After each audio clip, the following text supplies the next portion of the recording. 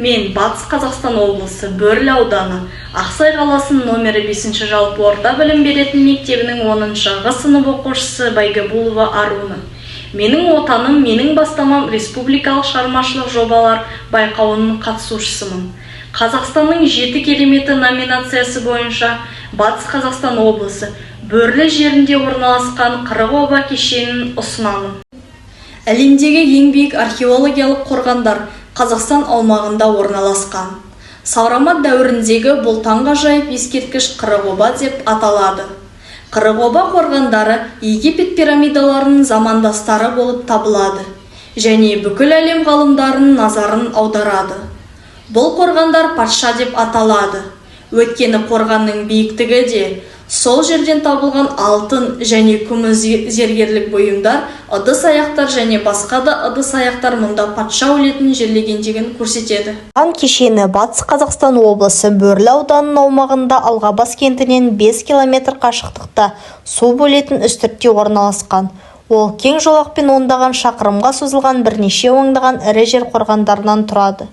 3 негізгі патша деп аталатын қорғандар ерекше. Олардың үлкен мөлшерімен ерекшеленеді. Дала пирамидасы деп атауға болатын негізгі патша қорғаны Еуразия материгінде және мүмкін бүкіл әлемдегі ең үлкені. Оның биіктігі шамамен 18,6 метрге жетеді. Негіздің диаметрі 500 метрден асады. Оның жанында 2 ұзартылған қорған бар. Біріншісінің ұзындығы шамамен 100 метр, екіншісі 80 метр. Ең үлкен қорғанның үстінде оның жекелеген учаскелерінде бұрын жерлеу құрылымының бетін жауып тұрған тас қабықтың іздері байқалады. Ғалымдар Қырық-оба қорымын екеуін де 2 негізгі кешенге бөледі. Олар бір-бірінен 10 км қашықтықта орналасқан. 6 патша қорғанынан тұратын топ Қырық-оба бір кешеніне, ал түрлі көлемдегі 40 қорғаннан Қырық-оба екінші кешеніне кіреді. Тарихшылардың пікірінше, бұл қорғандар біздің дәуірімізге дейінгі 4-ші мыңжылдықта Батыс Қазақстан даласында пайда болған. Археологтардың ерекше назарын патша қорғандары аударады. Олардың ең үлкенінің биіктігі 20 метрден асады. Әлемдік археологиялық тәжірибеде ондай көлемдегі қорғандарды қазу жағдайы әлі болған жоқ. Бұл тұрғыда Қырық-оба кешені ерекше. Сондықтан көптеген елдердің археологтарының оған деген қызығушылығы зор. Зерттеу көрсеткендей, Қырық-обадағы жерлеу рәсімдері мен жерлеу орындары өте алуан түрлі. Жерлеу бір-бірінен бірқатар элементтер бойынша ерекшеленеді. Сонымен қабірлердің үстіндегі ағаш құрылымдар шатыр тәрізді болды. Қабір табылды. Кіреберісте ашық алаңда ұжымдық жерлеу бар.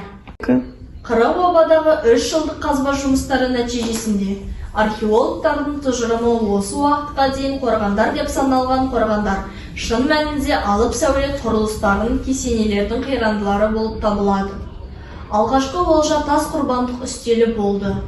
Оның үстіне ол 4 аяғындағы ерекше тік бұрышты пішінді және әдеттегіден үлкен болды. Олар әрі қарай қаза бастағанда, олар көп алтын тапты. Бұл 24 алтын тақта, 2 алтын алқа, тарақ деп аталатын біздің әшекей. Алтын зергерлік бұйымдар астық техникасында жасалған. Бұл дегеніміз алтынның кішкене шарлары бір-біріне қосылып тізбектерге ілінген. Салттық заттардың ішінде хош иісті майларды ыдысы бар. Кейбір қорғандар жерлегендердің тіндері мен сүйектері сақталған кезде тоналды. Сол күндері дәстүр болған, егер жау қарсылыстарының қабірлерін тонауға батылы барса, онда ол аумақтың үстемдігін талап етеді. 25 ғасыр бұрынғы барлық олжалар Орал қаласының тарихи археологиялық орталығына жіберілді. Олардың кез келгенін мамандар мыңдаған долларға бағалайды. Алайда Батыс Қазақстанның қорғандарын қазудағы ең таңғаларлық нәрсе. Ғалымдар Қырық-оба қорған кешенін әлемнің тағы бір кереметі деп атайды.